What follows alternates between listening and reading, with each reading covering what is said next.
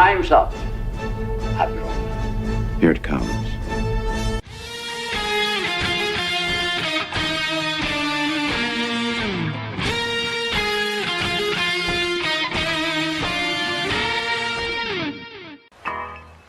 All kids out of the pool for Adult Swim. All kids out.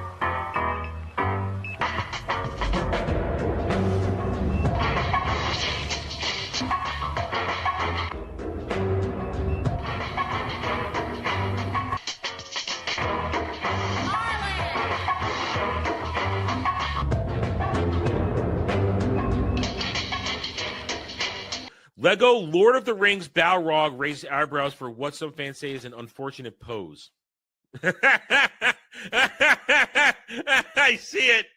I see it. Oh, I see it. It's taking a piss on Gandalf.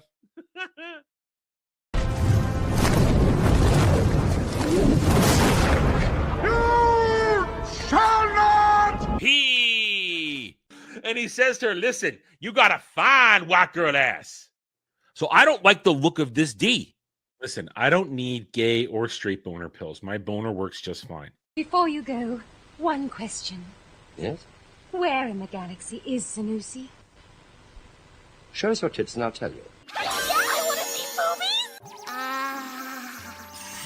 I think I've died and gone straight to honker heaven. Boobs are amazing. Howdy, y'all. Welcome to the Daily Dive, the Double D's, where you, the chat, the audience, I talk about what you want to talk about, for the most part. I always get a little bit of room. Hope you guys having a good day. It is Wednesday. The week is almost over, and tomorrow's my birthday. Tomorrow's my birthday. I'm 1 year older. Anyway, hope you guys are doing all right. I'll be honest. I wanted to do I've been thinking about this since last night. What can I talk about today? The news is light. People are still crying over Stranger Things for reasons, different sides of the argument. And there's nothing really happening for me to talk about. I mean, you've got little things. It's lots of little things. And I thought to myself, well, I want to be a little more positive. I've been pretty negative this week, or maybe at least critical this week. And I thought I want to open the show with positivity. Problem is, I can't think of anything positive to talk about. I wanted to be positive about having streamed Jump Space with Jed last night, which we had a good time. Problem is, my computer is old, and while I can play the game, I can't play and stream the game last night. So I do want to apologize to those of you that tried tuning into Jump Space last night on this channel, and the fact that my hardware is simply too old to play it and stream it at the same time. So, sucks. Sorry. So, for the future, and the future is this. I'll announce this now. Excuse me. Every Monday, for the foreseeable future, Jed and I will be doing a Jump Space stream every Monday night at 7:30 because we want to. We want to. And if I get lucky, maybe I'm going to try and monkey with my settings. Maybe I can brute force it that it'll stream nicely without lag, because the problem is not on my end, it's on the YouTube side. It's just lagging terribly when I start to stream it. Therefore, I'm just gonna have to not stream it. So just be Jed and I on the other end. But I'll try. Maybe I'll get lucky if I fiddle with the settings on both XSplit or OBS. Maybe I'll get lucky and it'll work. Can't promise anything though. Anyway, there is that. Other than that, though, so I wanted to do positive discussions this morning. It's afternoon. It's 1 p.m. It's afternoon. But I can't think of anything. I really can't. No, it hasn't been a positive week. And I'm not talking about me, bad things happened to me. No, I mean, it's in terms of what can we talk about? All we have is bullshit. And I could spend a few minutes talking about how it looks like GTA 6 is going to get delayed again, but that's news we all already pretty much understood was going to happen. We knew GTA 6 was not going to make its next release date. We were just waiting for that announcement. I could make fun of Netflix crashing because retards thought there was going to actually be another episode of Stranger Things, but there wasn't. There was never going to be. But we sort of already talked about that there is a predominant increase in mental retardation out there, in delusions that these people get into. So unfortunately, after seeing all these things, I came to the conclusion of where I'm going to go for my discussion this afternoon. I keep saying morning, afternoon. And it's the very simple fact that I question what a fan is now.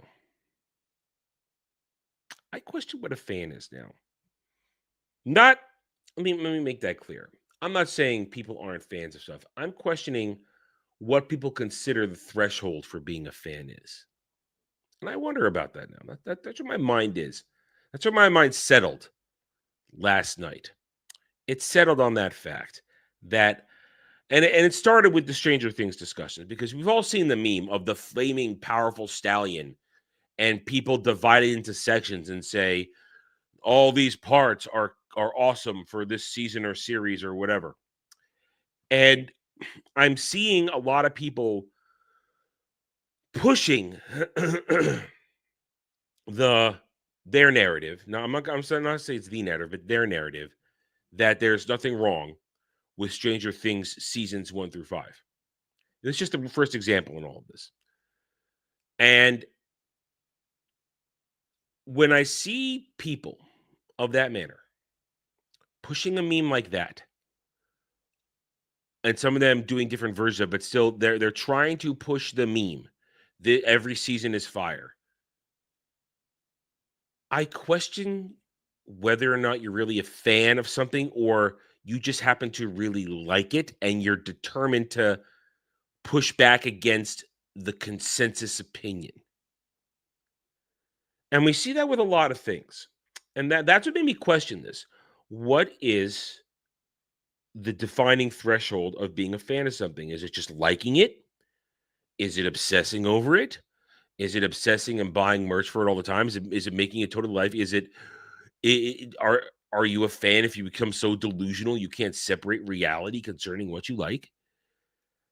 I mean, I have no definitive answer. These are just thoughts. I'm not coming to you with this with an answer. Let's get this clear. I'm not saying that I've given it thought and I know where it's going. I'm starting a discussion where I have a thought process, and this is probably one of the questions I'm going to put to the guys on Roundtable this weekend. What is the defining moment of a fan? Because I don't have an answer right now. I mean, I know I am a fan of certain things, mostly because I've spent some money and I've put the time in, and also I retain the knowledge and I know about it, or I continue to support it in a normal fashion. And I don't need to, I know it's important to collect what you like and to display your affection, literally, for something. And some people do it with class. And some people show their super fan nature for it. But, and this is now where I'll refer to something like Disney Star Wars. The Disney Star Wars stans, the fake fans, will collect only Disney Star Wars stuff, put it on a few shelves, and claim, look at my devotion to this. It's like, no, you're not devoted to Star Wars. You're devoted to pretending Disney Star Wars something. I mean, these are where my questions lead me when I search for answers as examples. And I ask it, what is the defining trait of a fan now? Because people will classify fans of this, fans of that, fans this. No, I mean, once again, any one of these discussions, they'll say fans are outraged. But who's actually outraged? Are they really fans, or are they stans and fake fans? Thoughts bumping around. I mean, perfect example. People are saying fans are ready for Starfleet Star Trek Academy, which we'll be reviewing next week. No, they're not. It's a joke. Their fans are not excited. So I want to. I'm asking this question now. I mean, feel free to chime in as I talk about it. What is a fan now? Fan used to be short for fanatic, for a fanatical obsession, and I don't think it means fanatic anymore. It is fan is taken on its own definition, not fanatical. And I'm simply trying to understand because it's very hard.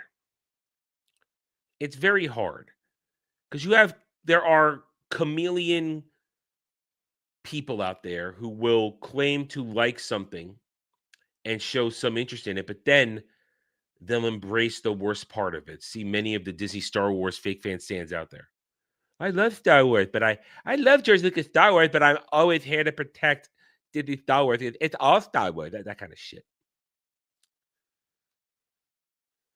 Fans of this are ready to buy this, but did they really, or are there really fans when only X amount is sold or this and that? These are, I don't have a full answer. I wish I had a full answer. This is why panel discussions are great because you get different points of views, and I will maybe come to an answer this weekend.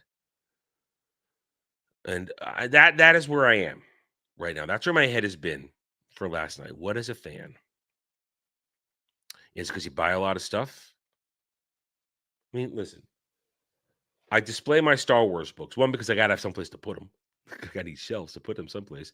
But two, I feel like that's simply displaying my love without being garish, without being over the top. Also, I don't spend a lot of money on collectibles. It's never really been a thing of mine. One day I hope to spend a little money on them and have a better studio with decorations and stuff like that. But right now I show the things I've purchased and used and own. That's the extent of showing my love for something. My being a fan of something. Or talking about a lot. But see, there's the trap too. You want to say, oh, you talk about it a lot. You talk about it a lot. But there are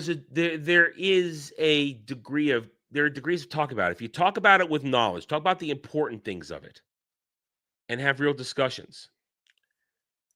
That's talking about it. Or someone who on something on a platform like X, every hour on the hour, every couple hours, they post inconsequential shit. That's also talking about something, but they post inane shit that is fake depth. And when I say fake depth, they find, and if you know who I'm talking about, you know who I'm talking about, a particular stupid Stan account.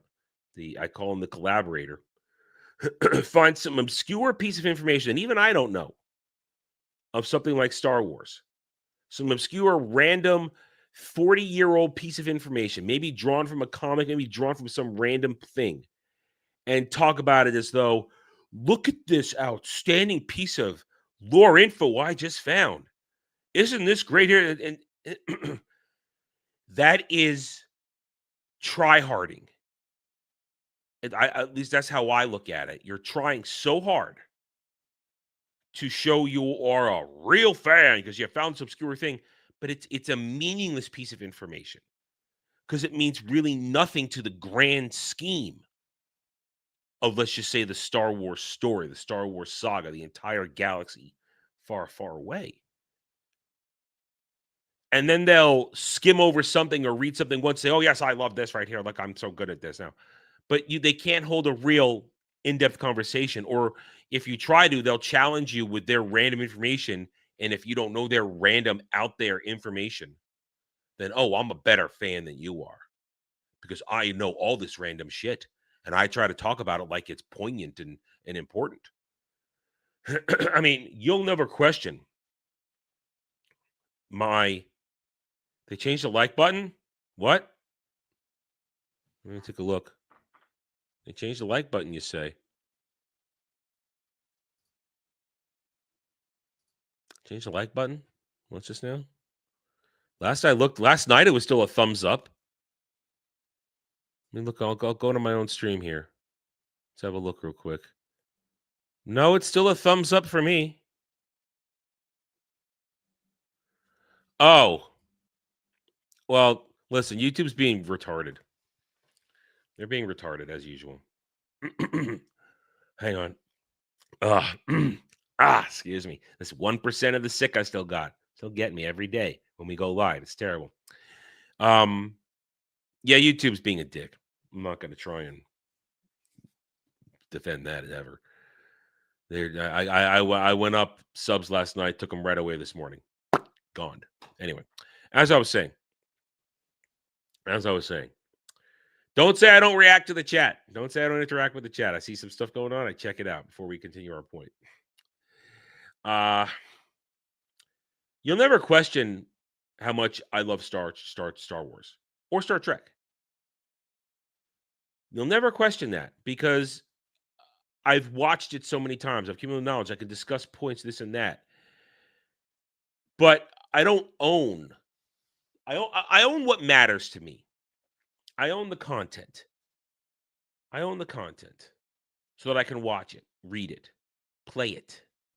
If it's a game. That's where that is to me the difference of not trying hard. I mean, watch every Wednesday. If you haven't watched this week's edited version, go watch it on Brad's channel, Duke Double 95. We talk Star Trek every week. Deep Space Nine. We are still in the early stages of season 3. Brad and I have been watching Star Trek for decades. Fractured and Hitman for only a little while. So they're new to the fandom. But they're very appreciative and want to and know stuff. But we can start talking about it. And Brad and I dig into a wealth of knowledge because we've watched it so many times. Me, because I've watched so many times. Brad, because he's watched it a lot. And he's collected hard physical media books that has all the knowledge that he double checks for research purposes. And that's the devotion, the love of it. You don't question that. But then bring up some idiot who's going to react, some fake fan who react to whatever cursor checks out there, and they're going, ew. Yet they're going to call themselves a fan. But that's a good signature to get. It is.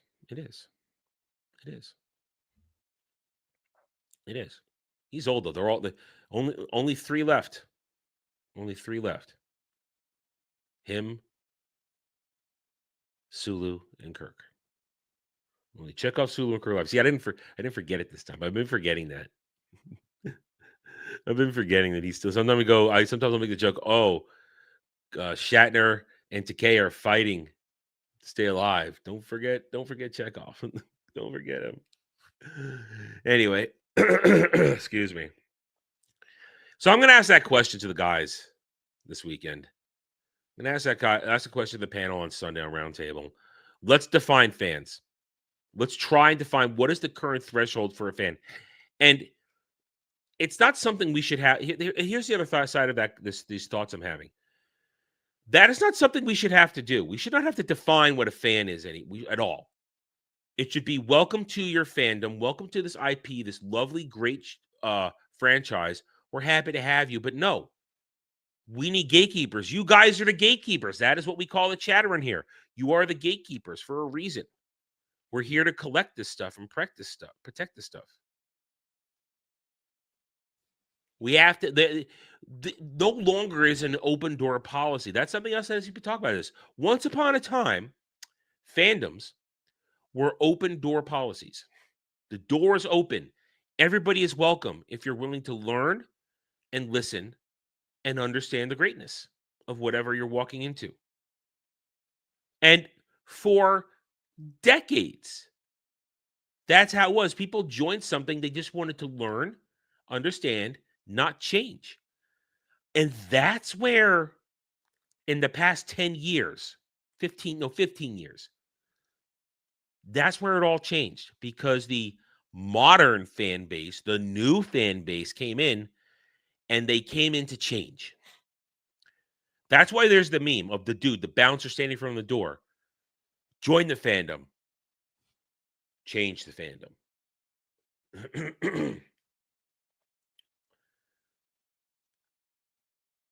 Things become legendary franchises. They stand the test of time because you don't need to change it. Because it either evolves naturally or remains the same greatness it was, and that's how it carries on from time. Look at Lord of the Rings. Look at Lord of the Rings and Tolkien's works. Hasn't been changed for 100 years. Stood the test of time. And look what happened when agenda-driven assholes at Amazon try to change it. It crashes and burns. The original, the OG recipe, original recipe. You have that existing. Newcomers find it, they fall in love with it because it is timeless. If something is timeless, it doesn't need to be adapted, modified for current day audiences to bring in new people. It'll always be relevant. George Lucas' Star Wars will always be relevant. Star Trek, Gene Roddenberry and Gene Roddenberry based Star Trek. Because, at a certain point, it was just based on what Gene had thought up. Because as Brad and I talk about frequently, Gene wasn't always on the creative side of things. He created the sandbox and other people built it as they went forward. He just was there up until he passed away during the early seasons of TNG. But because something he made was worthy and was adaptable, it has stood the test of time. Doctor Who, a real Doctor Who, stands the test of time. It falls apart when you try to change it. A lot of things that are their original recipes, they change and they work until it just either loses its momentum of its own, either becomes obsolete on its own, and then just has a nice place on the shelf, or it continues, or it gets rediscovered over and over again. And that's because real fans, back to the whole point of this, real fans carry it, shoulder it, collect, protect, and preserve it, one might say, for new generations, for future generations. When you have that, those are the real fans. I think that's part of the definition. Real fans carry the franchise on their backs without question, without hesitation, without calls for change. They collect the knowledge, they protect the knowledge, they preserve the knowledge and share it for future generations and bring in the new fans. And when something is that great, it is passed on to future generations. When something is shallow and dog shit, passes on. Passes on. Let me ask you this, though. I mean, just to kind of branch off in another part of the discussion here. Is anybody passing on Game of Thrones? Is that something that's being passed on to new generations? I can't answer that because I don't read germ garbage. And you'll never convince me otherwise. Game of Thrones is overall garbage. Nihilistic garbage. Written by a guy who I explore. I'm an exploratory writer. I hate that. That you're not a writer. Exploratory writing is not writing. It isn't. What exploratory writing is? It's seeing what the fans say and trying to please them instead of just writing your story. The greatest stories were written with their endings in mind. Not to please people, but to get it out. Put it out. Greatness finds its audience. Mediocrity tries to win its audience. That was good. That's a good one. I got to remember that one. And that's how I look at it. Greatness always finds its audience. Mediocrity tries to win its audience. Tries to pander. It's another good word. Pander to its audience. If your stuff is good, you don't have to pander. Goodwill, word of mouth.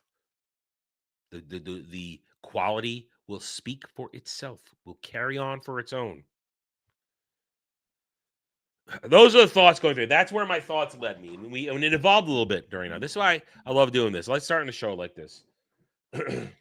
I start talking, and it evolves what my thoughts are. And we go someplace new. Now I have great discussion topics for Sunday now. I hadn't really thought of anything for Sunday, but now I got it. Now we got some good discussion stuff for Roundtable this weekend. All right, let me blow my nose real quick because, once again, the 1% of the sick I still got annoying the hell out of me. And then we'll get going on some more stuff here.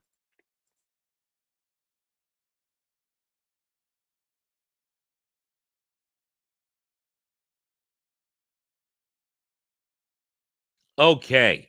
It is still the normal show. I just wanted to talk a little bit. And the rules do apply as normal. $10 orders an Adam rant on just about anything. Usually pop culture. We prefer pop culture or amusing types of things. $15, you can ask me a question. I will tell you no lies. And no, we do not answer clanker freebies. We don't do that. Usually pop culture. Let's try and keep it in that because this is not a political show, even though there's plenty of politics to talk. $50 also gets you a hot take instant reaction to an article we may see in the news or one you may have discovered that you want me to react to, humorous or serious alike. And of course, then we have chat, maybe watch this reviews for $35. Choose an episode of television or a movie you may want me to watch or review it live on this stream for your entertainment. So them's the rules. If I could think of more ways to grift, I would. At least for another 2 months. No, unless it's a trailer. No paying me to watch things because I still have the strike. Until March 2nd, I have the strike. So we got another 2 months of being careful. Because shit's going on there. I mean, listen, I generally don't follow this stuff. It just comes across, but I see it. And I don't have a problem with him as a person or in general. I just have a question of why he still plays in certain people's backyards. Cecil says, old comic say Cecil, his channel got taken down the other day. YouTube nuked it for violations. Now, Cecil's essentially a live streaming channel where he live streams and reacts to stuff. So that's the dangerous game. But Cecil got his channel nuked the other day. And people are trying to get it fixed and they're calling out. And it's dangerous out there. There's a reason as soon as I got that strike for the stupid interview that we watched, that wasn't even that fun, about surfer dude who hatcheted a guy in the head, then got arrested and shit like that years later. To play it safe, we have stopped reacting to videos. Yes, Cecil from the Jack Show. Yes, Cecil. Cecil says. Cecil from Comicsgate. His channel got nuked the other day. A 20,000 sub channel. 20,000 subs. Cecil has grown that over the past few years. Rightfully so. Cecil was always an entertaining fellow. He's a smart guy, at least in terms of some stuff. I question his sanity with still backing EVS, who's a beggar now, by the way. He's begging online now. He's a beggar because the new CG is drying up quickly. So be careful out there, guys. And when you get in the danger zone, like I am, with a strike hovering over me like a sword of Damocles, play it safe. Play it safe. I'd love to keep reacting to videos because you guys paid me $20 a pop for that, and you enjoyed it, and it created fun stuff. But in this current age of YouTube, where people get bothered if you watch their shit and not on their channel, react to stuff, it's a dangerous game to play. So I stopped playing it for now. I stopped playing it because with one strike, I don't want to give them a chance to, for some reason, nuke my channel with only one strike. He had a strike, apparently. I believe I read that Cecil did have a strike. and he didn't play it safe. He didn't play it safe. Just like I'm playing it safe right now.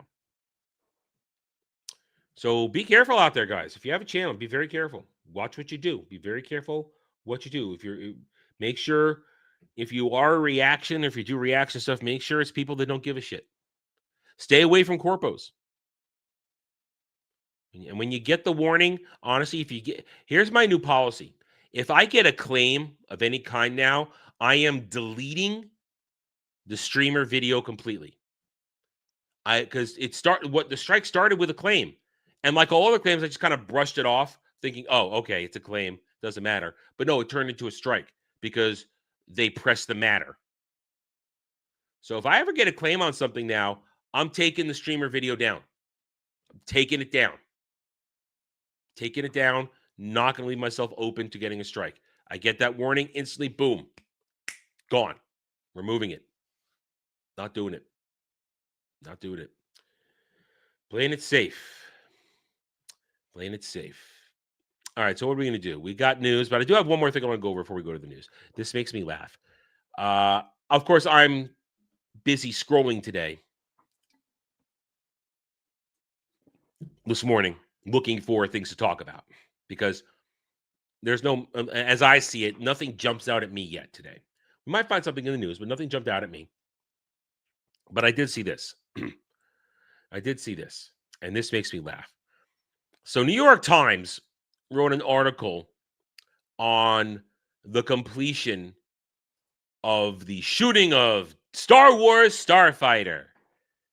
Star Wars Starfighter, which nobody is interested in. And I've got to sneeze coming.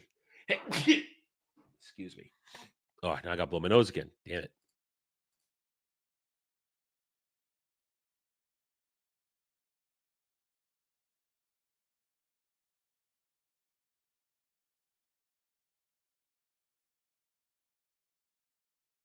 Sorry about that. Came out of nowhere.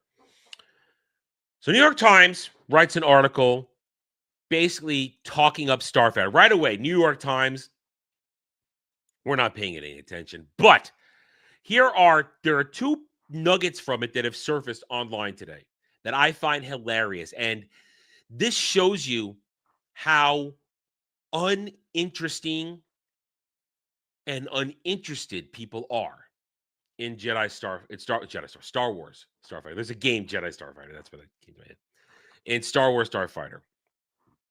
Nobody cares about this movie. So your New York Times, you write this article and you find out several tidbits of information that actually have nothing to do with the movie. But if you put it out there like a good little shill, the stand accounts, the shill accounts will pick it up and make it news about Star Wars Starfighter, even though it's not actually news about Star Wars Starfighter. What am I talking about? First bit. They're all so excited because Tom Cruise directed the lightsaber duel in Starfighter. Because that was news today. There's one lightsaber duel and it happens in a mud pit, apparently, whatever. Cruise just wanted to watch. He told them, but Levy, setting up a scene involving a lightsaber duel in the water, suggested to the star to jump on one of the cameras. He'd meant it as a joke, but there was Cruise, wading into the muddy pond, holding the camera like a pro. This isn't news. First of all, you're subtly saying, look, there are Jedi and there's lightsabers in it, guys. Don't worry. Trying to remind everybody that people actually care about Jedi and Sith. And this is one of those movies supposed to be, we're getting away from Jedi and Sith. No, it's still there because you can't get away from it. You're trying to pretend it's not there. But trying to get people excited because Tom Cruise helped film something, and we don't know if they're going to keep that footage. You don't know. You have no idea if when this movie graces our eyes, graces the screens, if any of the footage Tom Cruise shot will be used from that take. You don't know. But the desperation to try and get this nothing of a movie that nobody cares about, that nobody's interested, that has zero interest and zero enthusiasm, you're going to try and generate it by saying Tom Cruise, Star Wars. That's what this is. You're trying to associate two things that have really nothing to do with each other to try and create news. And yes, we're talking about it, but I'm talking about it to point and laugh and mock it.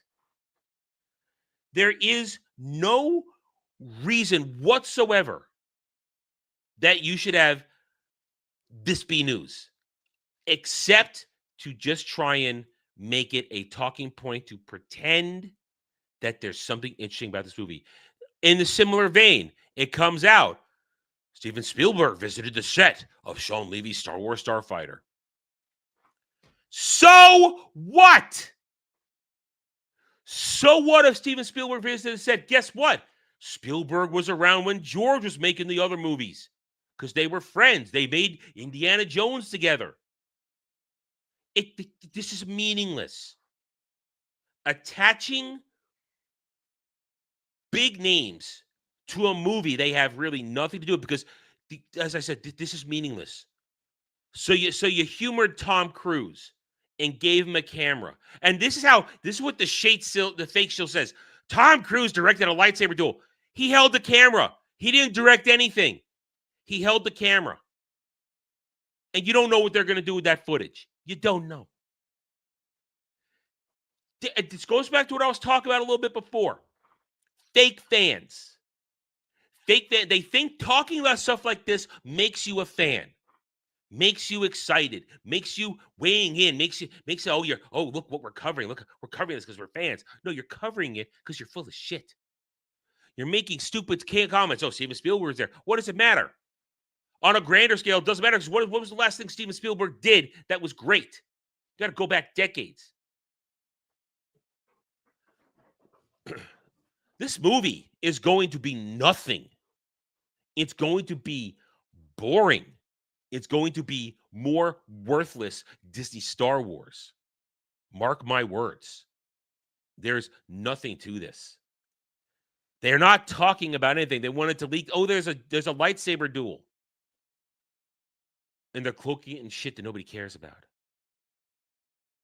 Because their ears perk up when they hear lightsaber. There's no saving any of this.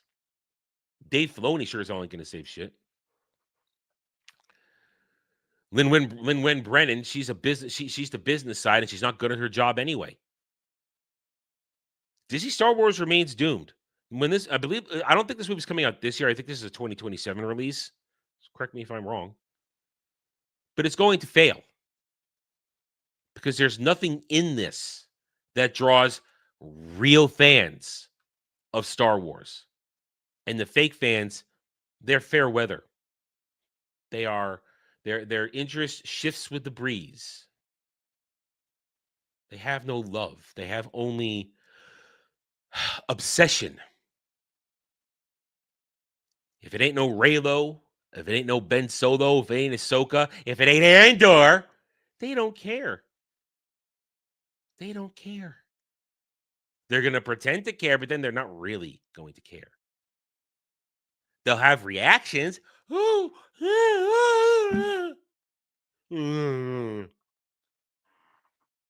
then they're going to drift back to the MCU or James Gunn's DCU and pretend that that's great too. So I want to talk about later on. What is a fan? What is this? What is that? Because real fans do not buy into this. They don't buy this. They don't buy into Mando and Grogu. When you have to force the news, it goes back. Greatness finds its audience. Mediocrity tries to pander and buy its audience. This is mediocrity trying to pander. Look, Tom Cruise was on the set and he held a camera. Ooh, look, you like Tom Cruise? You like Starfighter? Ooh. You don't need. If you're great, it just comes to you. People find it, people love it, people spread the good word. When you're mediocre and shit, you got to create fake audiences and you got to pander and buy your praise. Starfighter, going to be a disaster. and I can't wait. All right, we're done with this. Yeah, so there you go. I saw that this morning, and I thought, wow, this is hysterical. They really think this is the way you're going to peddle your news for your movie. All right. Hang on. Itch. Hang on. Itch. Sometimes you got to rub the itch. That sounded terrible. All right. Kratos El Grados for $15. Another day, another article in DMs. Thank you, Kratos. All right. We'll get to that article when we finish going over the news as regular then. Thank you, Kratos. We'll get to that. So let's go over the news. Let's go to the news, see what's going on, see if we can jump into anything, see if we can interest ourselves in anything but the nonsense. Loading, reloading. All right. Share screen, because that's what a professional YouTuber does. They share the screen and then bring it up and talk about it like this. The Traitors returns to Peacock tonight. I don't know what that is. Powerful documentaries lead Oscar race even without U.S. distribution. Don't care. Don't care about this. Don't care about that. Golden Globes. Once again, we're talking awards season. It never ends.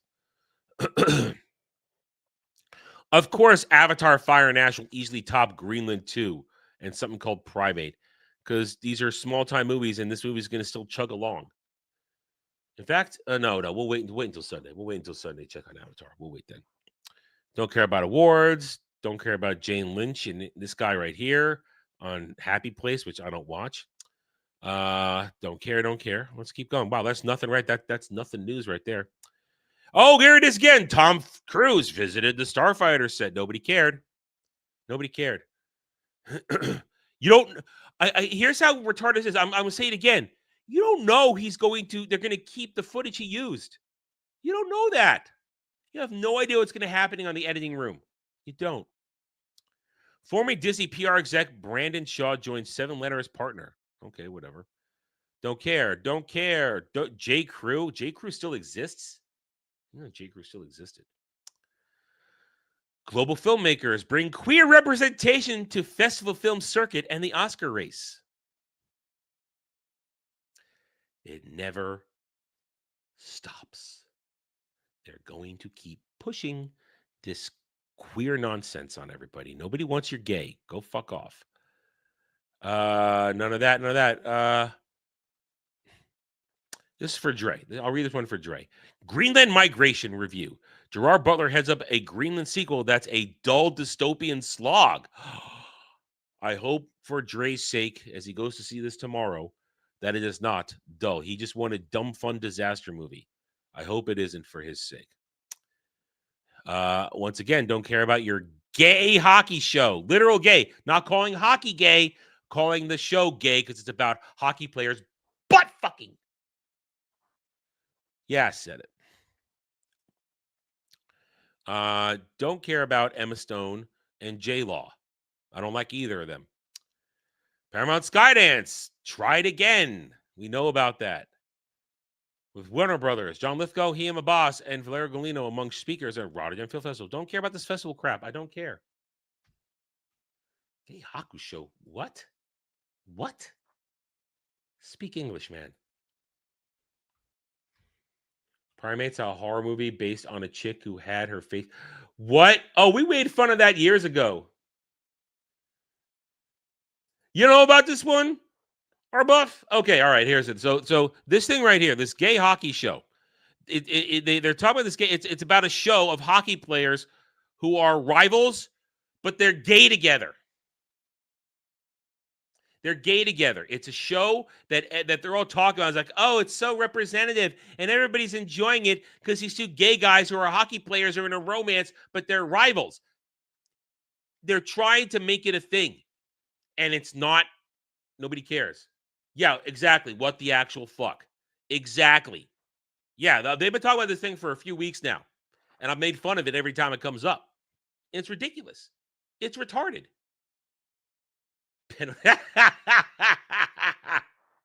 Oh, wow. Yeah. So I'm not calling hockey gay. It's literally a gay hockey show. Yeah, and you know what? Here, I'm going to bring it up for you guys, and I'll read you the summary of it. Heated rivalry. Here, all right. Here is heated rivalry. Here, I'm going to bring it up. I'm going to read it to you. Here we go. I'm going to bring it up for you guys. Here we go. No, that didn't work. Here we go. Bring it up for you guys. Here it is. Heated Rivalry, a Canadian sports romance television series created, written, and directed by Jacob Tierney for Crave, based on Rachel Reed's Game Changers novel series. Oh, so it's one of this shit. It follows two rival professional hockey players, Canadian Shane Hollander and Russian Ilya Rozanov, whose on-ice animosity conceals a passionate secret romance. Here it is. Shane Hollander and Ilya Rozanov are two professional ice hockey players who compete on rival teams, the Montreal Metros and the Boston Raiders, respectively. Although their on-ice rivalry is amplified by media coverage and public perception, the two develop a, in private, initially casual sexual relationship that continues intermittently over several years as they pursue their hockey careers. You see? You see? I'm not lying to you. They made a whole show about hockey players butt effing. And all the queers and the and these agenda-driven alphabet mafia fucktards are trying to push it like it's the next generation of television. But we ain't having that, are we? Oh, God. All right, if this happens, we're making Dermy review this. This happens, we're making Dermy review it. If they do the Minotaur milking thing, Dermy must review it. Are we okay with this? Are we okay with this? I think we are. I think we are.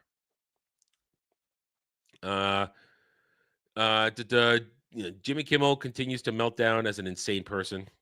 Going forward, let's see. Anything else? Let's go in here a little deeper. Anything else? Anything else? Rise of the Conqueror sells well. The USA as capture the closest multiple deers in historic epic. What is this about? I want to see. Hang on. I want to see what this is about. Hold on a second. Check what this is about. Rise Conqueror, the historical action epic based on the true story of 14th century conqueror Amir Timur. I thought it would be somebody I cared about. Never mind then. Life of Pi Star. I don't care. I never watched that crap. RuPaul can go fuck himself. Don't care. Nothing. Pitt renewed for season 3. All right. Well, people like it, I guess.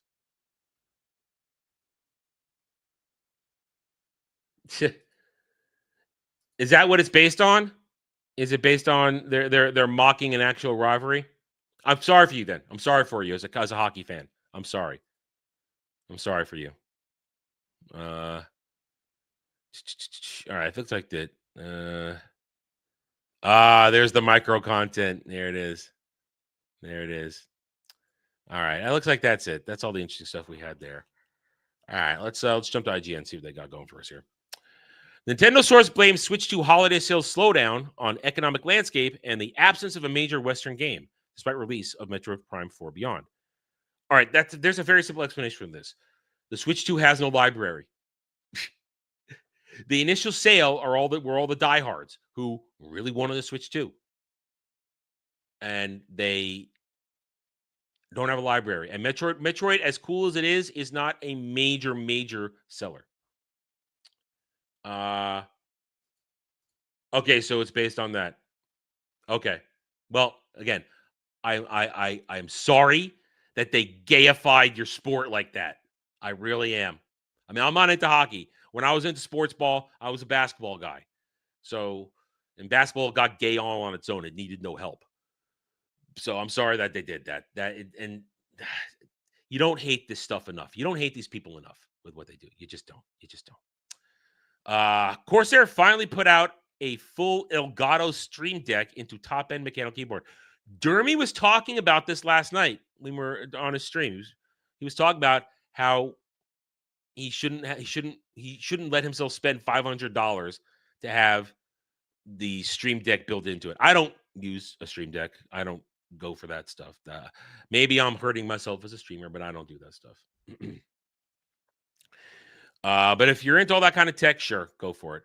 I want them to make integrated keyboards like they used to, like the Steel, like my Steel series. They need to make more of these. These were great. Matt Damon had a beard for a year and slimmed down his high C school body to his high school body weight for Christopher Nolan's The Odyssey. Yeah, he went down to 167 pounds. I'm 6'1". I'm unfortunately in my 240s. I should be 20 pounds lighter. I should be in the 220s. I shouldn't weigh 240 like I do. And it's not muscle. If I was muscle, it'd be one thing, but it's not muscle. It's fat. I'm overweight. 20 pounds overweight. But I can't imagine being 167 pounds. And then Matt Damon's a small guy. He's not a big guy. He's a little guy. Can't imagine being 167 pounds. I was probably 167 pounds when I was 14. And then puberty really hit hard and I gained a bunch of weight and broke 200. But yeah. We still have questions about the Odyssey. We're not sure about that. Tom Cruise, once again, how many times must we see this bullshit? It means nothing. Warner Nuts set to replace Stranger Things alum David Harbour in Tony Gilroy's upcoming film Behemoth. Don't care. Tony Gilroy can suck all the dicks. Where was she? Stranger Things actress absent from season 5 says filming would have helped her obtain health insurance during cancer battle. Huh. Okay. Nintendo reveals new Switch 2 Joy-Con colors. Light purple and light green. Looks gay. Forza Horizon 6 and Fable will be featured in next week's Xbox Developer Showcase. Listen, if they made the protagonist of the new Fable game look hot, the game's probably going to be received well. If she still looks like my foot, then all people are going to talk about is how she looks like my foot. And my foot looks nice, but it's still a foot. Witcher 3 expansion report points to possible location for Dune-style new adventure. Yes, according to leaks and discussions, it will be set in the desert. Jed, you know the name. It begins with a Z. You would know the name better than I would. I saw you. You would know it better. We can talk about that this weekend if you want. Buffy Vampire Slayer star Sarah Michelle Gellar confirms new series title. We don't want to sully the legacy. But you already are. You're already going to sully the legacy. It's going to be a shit show. It's going to be terrible. Zirconia. Okay, Zirconia. Down boy. My feet get you interested. So yeah, the Buffy revival, because it's a revival, not a reboot, revival, is going to be terrible because guess what? I've said this a million times whenever this comes up. Joss Whedon isn't involved. Joss Whedon is the reason Buffy worked. Love him or hate him, the guy was great at what he did back then. Buffy movie ain't going to work. It's going to be a disaster. And if I'm wrong, then I'll be wrong and I admit it. But I feel pretty solid about this. Without Joss Whedon, Buffy won't work. Life is Strange reunion spotted. And yes, this one will finally bring back Chloe. Racist. Netflix officially debunks Stranger Things secret episode speculation. States that all episodes are not available. What a surprise. No. A new Jackass movie. Great. EB Games proposes closing all stores in New Zealand. How are there still EB Games? EB merged with Babbage's to create GameStop. And EB, Software, etc., and Babbage's became GameStop 20 years ago. What is this shit? There's an I guess it's New Zealand. That it's Middle Earth. What can you say? Rollable displays are coming to gaming laptops. It's more CES crap. Don't care. Tangled cast its Rapunzel and Flynn Rider, and they're not black. I don't care. Tangled was the last good animated movie made by Disney. The last good one. It's a great movie. Fantastic movie. Still has pure Disney family vibes. Whatever this live action is going to be. I mean, they might one for one shot it again, but then why do you need it? Why do you need it? You don't need it. All right, that's it for this. Park Place. Jar Jar Abrams reportedly dismissed Luke Skywalker in Disney sequels, claimed Star Wars was not a Luke story anymore. It was, if this is true, if ever you needed evidence that J.J. Abrams had no business putting his booger-stained fingers on Star Wars, right there. That's all you need.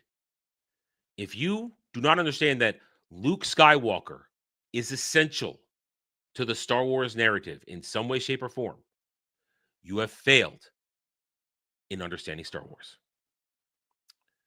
Midnight's Edge calls out shallow Hollywood trade coverage of Trump's Venezuela raid, delivers context media reviews provide. I really don't care what Midnight's Edge talks about. I don't really care. And why are you talking politics here? Disney's Tangled. We're talking about that. Legendary Muppet Studios lot finally has a new owner. Conformity Gate didn't happen. We already talked about Sebastian Stan a couple days ago. Rumor, HBO considering MCU actors to play female Voldemort in upcoming Harry Potter series. Please! Oh, please! Pop culture gods in heaven. Please let this happen. I need this. You understand how much I need female Voldemort in Harry Potter TV series? Please. Oh, yes. I ask you. And make her a troon. Make her a troon on top of it. Yes. Oh, it would be great. It'll be great. That'll be awesome. And that's it for the news. And I'm sticking to it. Oh, that would be glorious. All right, Kratos has an article for us for $15 in my DMs. Let me head over to that right now and see what Kratos has for me. Okay. All right. Oh, it looks like he really wants me to. It looks like he's trying to get both a rant and a read out of this. I'll allow it. I'll allow it. Okay. All right. This is the reason he's chosen this article. Kratos has now visited upon us this article here. 40 entitled customers who should never be allowed to in a restaurant again. Kratos has done this because he knows I used to be a chef. For those of you who may be new to the channel, I am a trained professional chef in a previous life. Culinary school and everything. I worked in the industry for a decade, in and out of restaurants. You know, the life of a chef is a nomad. Never getting paid shit. It is a thankless industry. A thankless industry. You get nothing. So I'm putting this up here, of course, is to try and get that kind of thing. So we'll see what happens here. All right, let's go. Working in a restaurant will teach you that some people genuinely believe the world exists to serve them personally. They'll snap their fingers at you, demand free food because their water wasn't cold enough, send back a plate 3 times for reasons that don't make sense, then leave a Bible verse instead of a tip. All right, let's unpack this first one. As someone who's worked the line on multiple occasions, when the food comes back, you are, of course, pissed. But the food usually comes back because these people ordering it gave you retarded orders. True story. I worked a pizza station on a line once. And on the menu, there were only 4 pizzas on that menu. Just a plain cheese pizza, a mushroom and sausage pizza, and then I think there was one more. I don't remember. This is 25 years ago. I would always lose my shit when I get the order. Sausage mushroom pizza, leave off the sausage. Why not just order the cheese pizza with mushrooms? Why do you order sausage and mushroom pizza, but take off the sauce? First of all, what's wrong with you? Why are you taking sausage off of a pizza? If it's delicious. So if orders usually get fucked up because the people ordering this shit are ordering the wrong thing from the menu. They're trying to manipulate a dish that the manipulation screws that up. I want it done this way. So when you're busy and you're in the fucking weeds, you know, you do your best and sometimes happen. Now, if your steak comes in undercooked or overcooked, that's one thing. That's the fault of the guy working either the saute station or the grill. That's their fault. They fucked up. But if they send it back for retard reasons, that's because they ordered a retard dish. They had retarded things, requests for their dish. Very simple. I'll eat mushrooms. Well sauteed mushrooms in olive oil are delicious. Especially you want mini bellas. Mini bellas. Mini bellas are great. Sliced thin, caramelized, thrown them with everything. They're good. They're great. They're fine. It's okay. Your ears perk up at feet, but mushrooms make you nauseous. Okay. And the tip shit. Listen, let's get this understood once and for all. Having worked in the business, gratuity 15%. 15% of the check. That is gratuity. If you want to be more than generous, because you like you're a generous guy, that's fine. But people expecting more than 15%, you're crazy. You're nuts. 15% gratuity. That was the standard for forever. It's only recently where these people think that they're doing the Lord's work by bringing you your food on a tray. Think they deserve an $80 fucking tip. It's not even about the food. It's about power. They want to feel like they're in charge of something. And the closest thing available is a server who can't tell them to shut up without getting fired. That is true. If you are a server, you have a problem, you go get the manager. Go get whoever's in charge of the front of the house to deal with something. Never get in a fight with the customer. That is true. Never get in a fight with the customer. Is there a problem? You go get who's in charge of the front of the house. All right? That's what you do. These are some of the worst entitled restaurant customers who actually existed and made someone's shift a living nightmare. All right, let's see if these are worth anything. Have you ever been, Beth, talk. Have you ever been to a restaurant that did not give you change when you pay with cash? My bill, we $47.20 gave the waitress $100, and she only gave me back $53. I called over the manager, which was our waitress. She said we don't usually carry change. I told her to give me my 100 back. I'll pay with a credit card. 80 cents would not kill me, but it's a principle. If they do this to everyone that pays cash over the year, they pay a lot of money in the pocket. This person's not wrong. This person isn't wrong. That's their money. So this is already, I'm calling bullshit. No, they're not wrong. Give them their change. If a fucking McDonald's cashier can give you exact change, a restaurant can give you exact change. If I bring $5 bill when I go get 2 slices of Costco pizza, which costs me $3.99, they give me $1.01 back. So, wait, did I do math wrong? Did I do math wrong?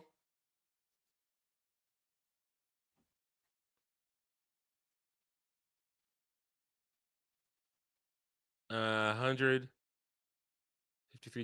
Oh, you're right. And she gave us 53. Oh. I guess you're okay. What? There is no such thing as a math Jew. We're not Indian. We're not Chinese. Shut up. Well, anyway. All right. This is retarded then. Still, it's not hard to give exact change. Oh, I'd redo your math. Okay, I should have scrolled down. I can't. I'm a writer, not a mathematician. Leave me alone. Moving on. Shut up. All you shut up. All you shut up. I don't want to hear it. I don't want to hear it. I don't want to hear it. Just delivered Grubhub to this customer, and now I see why coronavirus is kicking our ass. Can you ask for no cheese on my cheeseburger? Yeah, apparently the hamburger is $1 cheaper if you just want that. I do not want a hamburger. I want a cheeseburger with no cheese. If I want a hamburger, I order a hamburger. Okay, there goes your tip. Okay, that is retarded. Oh, that's the example. Can I get a sausage and mushroom pizza with no sausage? That I already did this rant. I already did that. Already did that. That's retarded. All right. Subtotal $38.07. Total $38.07. If you were straight, I would have given you a tip. I have no problem with that. I have no problem with that. Don't be flamingly gay while you're giving me my food. Again, I don't have a problem with this. We only tip citizens. I have no problem with that.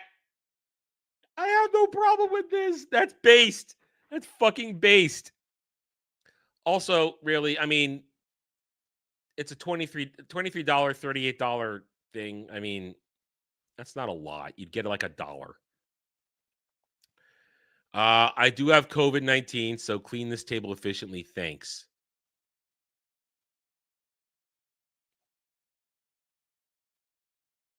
I mean, you should clean the tables anyway, but I agree with this one. Why are you out? Unless it's a troll. That could be a troll. A group of kids filled it up, and the parents shouted at customers attempting to complain.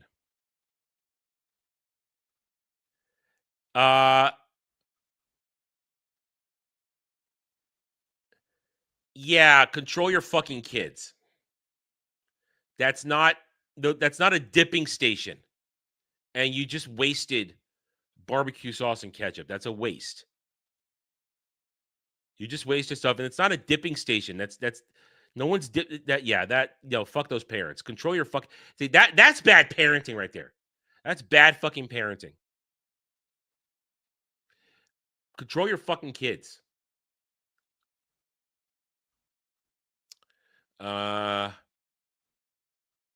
Once again, I have no problem with this. If you're wearing a fucking mask, you don't get a fucking tip because you're a lunatic. This is based. This is based right here. Get rid of masks, tips will be bigger. Exactly. $20 under there. Don't be fooled. There is something you can have more valuable than money. All right, that's cruel. Cruel questions. All right. I don't believe this. I don't believe this. This is that's bullshit right there. Those were actually, generosity is one of the things of being a Christian. So I don't believe that. My cousin just posted this on Facebook. She's a waitress at Outback, and this was left behind.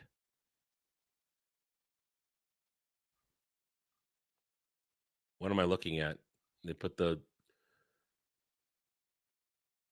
you got your money, you got something here, you got something there. What are you complaining about? You're not the busser. You're not the one that has to clean the table. The busser does that. Shut the fuck up. I honestly, wait, a used diaper? Is that what that is? All right, that is disgusting. Is that a diaper? All right, audience. It's a diaper? Okay, it's a diaper. All right, that's fucking foul. All right, they have a right to complain there. That's foul. I didn't realize that was a diaper. I just thought that I've never changed a diaper in my life. I don't know what a diaper looks like.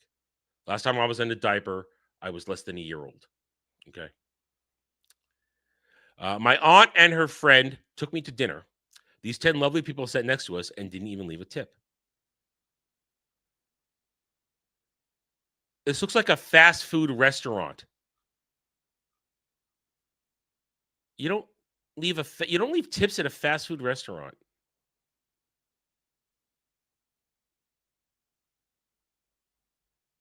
I don't. Whatever. I sometimes I don't trust this stuff. I mean, if you're slobs, don't be fucking slobs. But I'm sorry. I don't have a lot of sympathy for people who work in the industry, in the culinary industry. I just don't. I was there. A lot of the times they're assholes. See, yeah, I'm saying if I'm siding with the people sometimes who are the customer, you have to understand, having been in the industry, the people working the floor, the people working the kitchen, the people working everywhere, they're all assholes. All of them. Every bit of the staff in a kitchen, a crew, wait stuff, they're all assholes. Myself included for a while. Assholes. Every single one of them. They don't deserve your pity. They don't.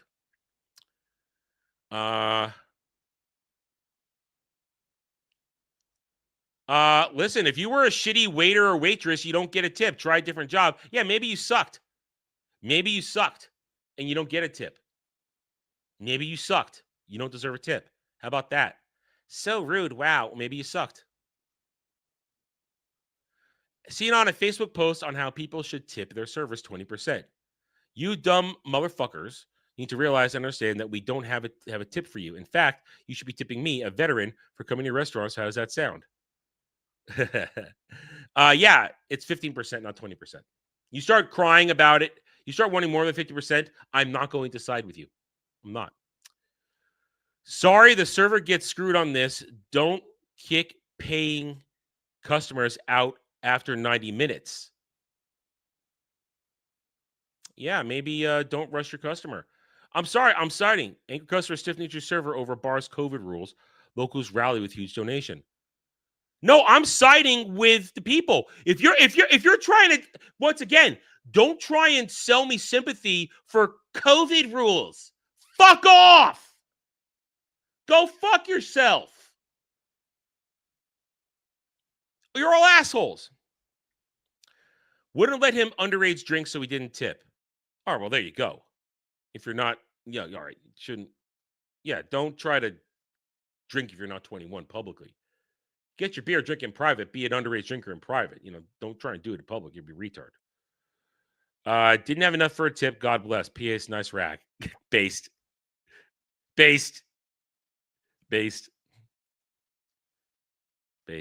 Then again, if you don't have enough money for that kind of stuff, maybe you shouldn't be eating out. Maybe you should be buying your own food and making it home. Please don't leave fake tips. I'm trying to go to college.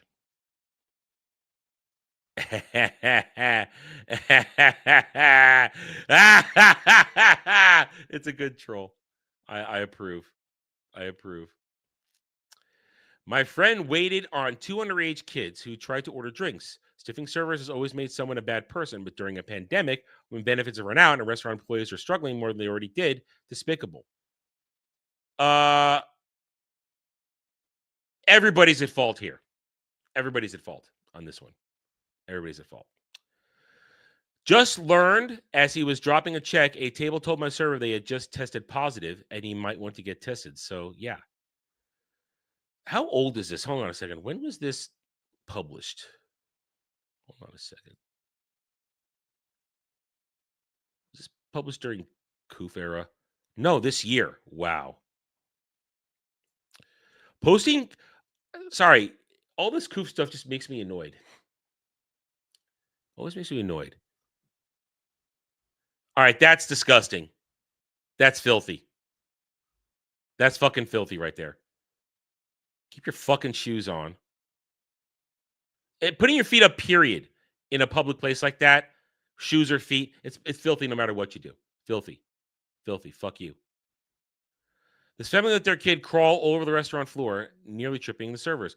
Once again, control your fucking kids. If they got the fucking tism like this, control your fucking kids or don't take them out. Don't take them out. Smoking in a non-smoking restaurant because you do what you have to. When you're in the Mexican restaurant and the curtain is down, you do what you have to do. Oops, did I just tell on myself? Fuck you for smoking in the restaurant, period. This ain't the 80s no more. I don't have to suffer your goddamn cigarette in the fucking restaurant. You want to smoke, go outside. It's been an agreed upon thing now. Go outside and smoke, then come back in. I don't want that. For the smokers in the audience, I'm sorry. I don't want your goddamn smoke when I'm eating my food. Stop tipping, and these folks will land better jobs. I never tip wait staff more than 5%. Okay, you're a cheapskate then. I'm not going to enable them to continue work crappy jobs. Maybe if we all stop giving them donations, they will get a job where they can make decent, honest living without having to beg for handouts. Tough love makes the world a better place. If you stop feeding them, they'll go away. All right, that's not true. Wait staff jobs are jobs you usually have when you're doing something else in the beginning. And if you're tipping 5%, you're a jackass. You're a jackass. 15% gratuity. That's it. Now, I don't tip because I don't eat out. I don't eat out. I cook for myself. The closest I get to eating out is pizza at Costco these days. And there's no tip jar there. Hope this is better than a tip. Text me sometime. Guy in the back. All right, dude. That's a ballsy move. Got to blow my nose real quick, though. Hold on.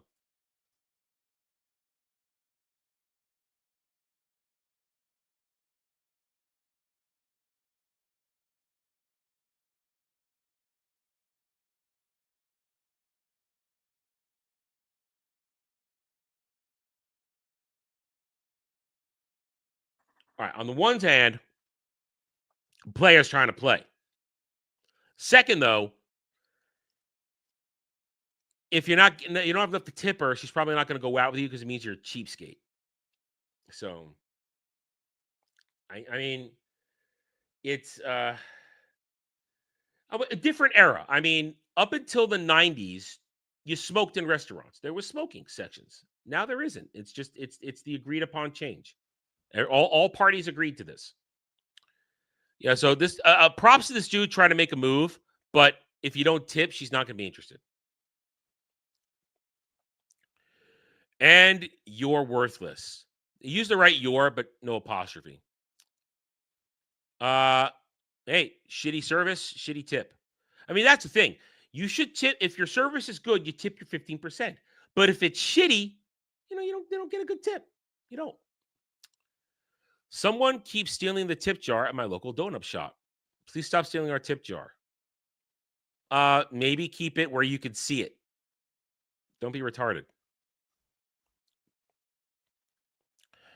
Why I have not tipped. Took longer than usual to be seated.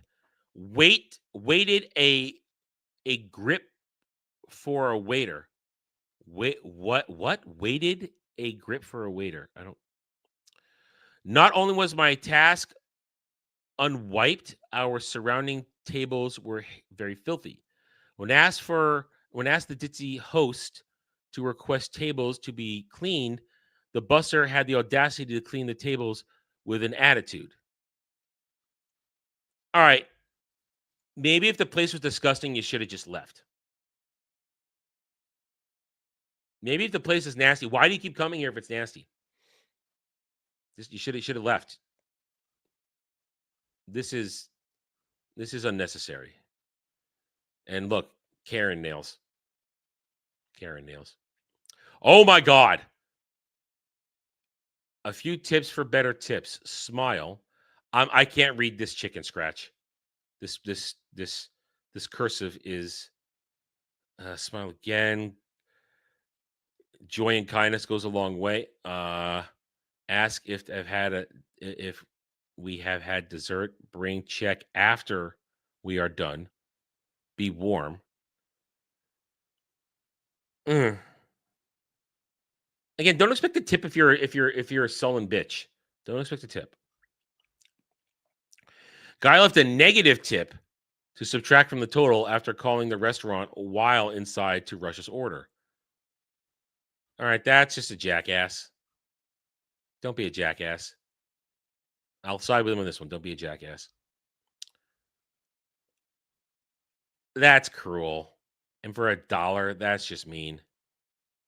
That's just mean. Because you understand, the tips usually go into like a place. They're siphoned out. I don't know. That's just nasty. That's nasty. Salute me. I'm a Navy spouse. A Navy spouse, since we all serve in the military too. We agree. They don't understand our sacrifice at home or what it's like to go to war from home. Don't tip them, and that's their tip. Our sacrifice as a spouse. No. Well, all right. First of all, $8. You're not tipping on $8. It's $8.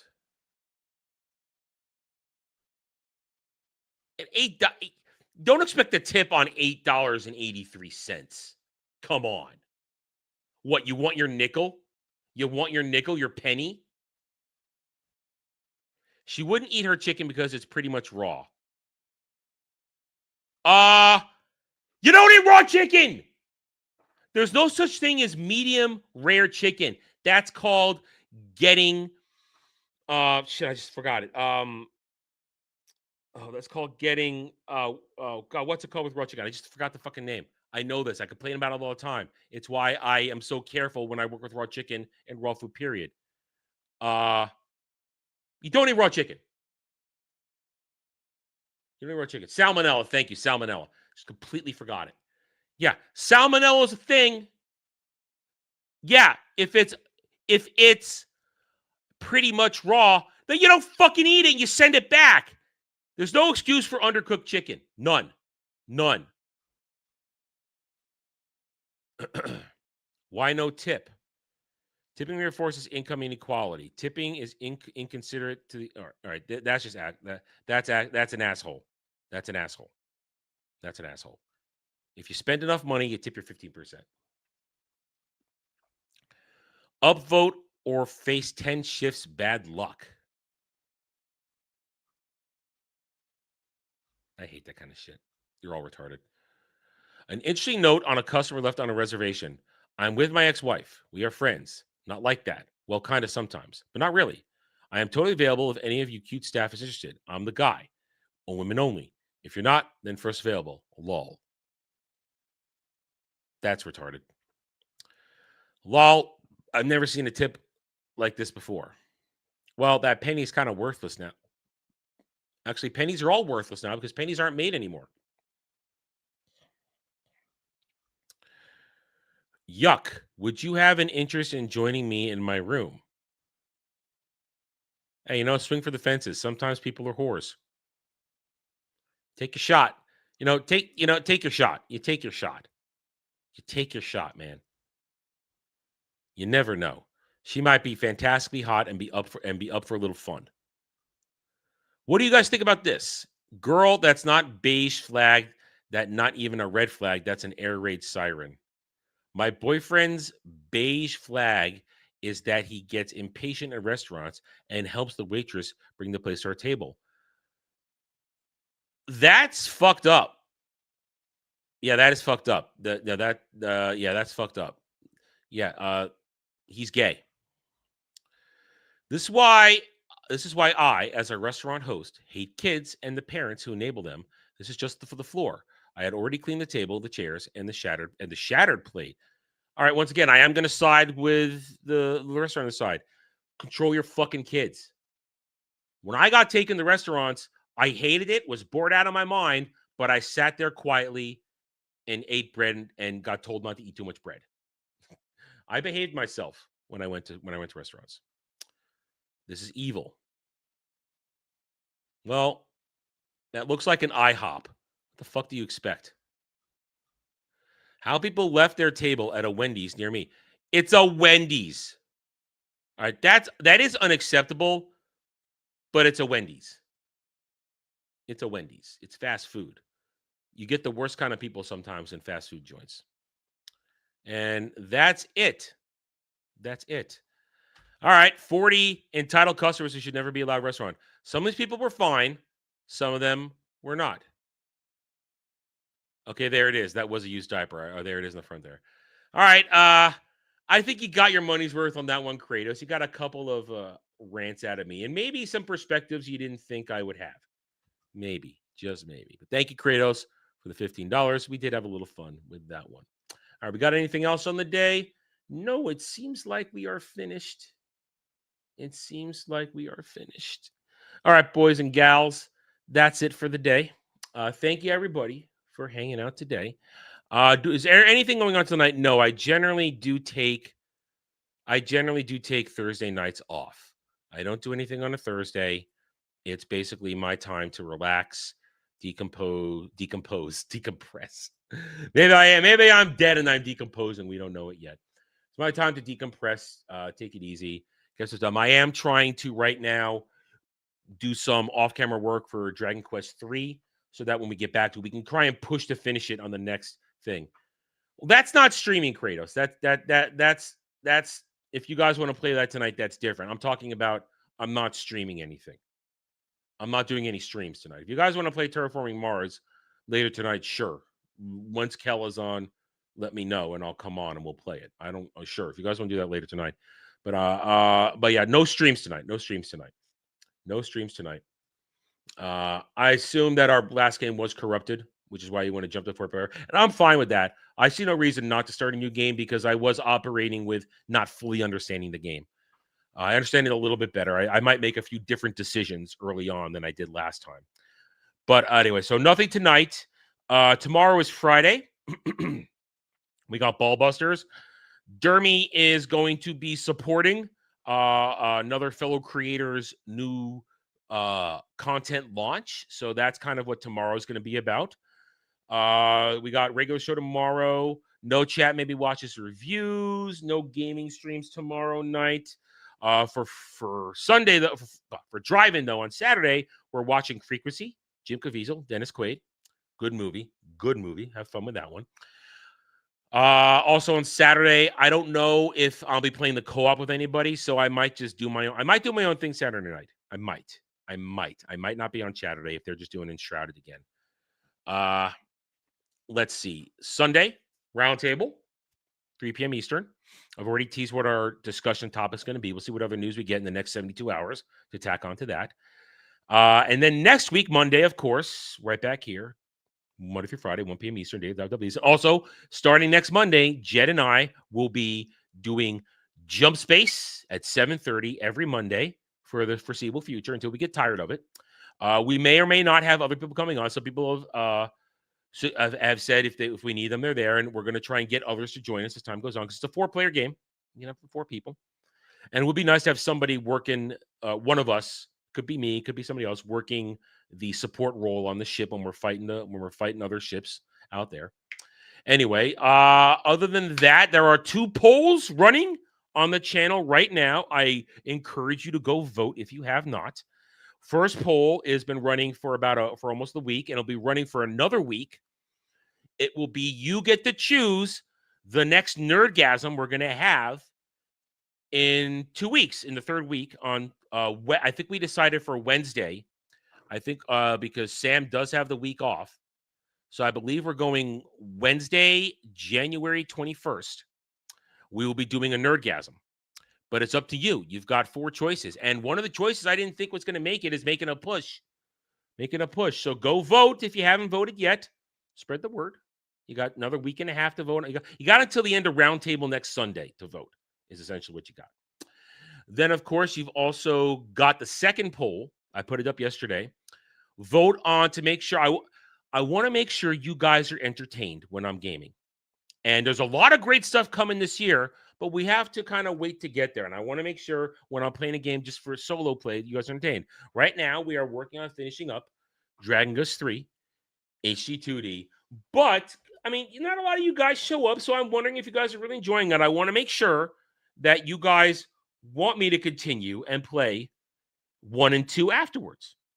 Or if you guys will just vote on something else and we'll play something else. I want to make sure you're entertained. I'm entertained. If you're entertained, I'm entertained. So I want you guys to vote and make sure. That's what it is.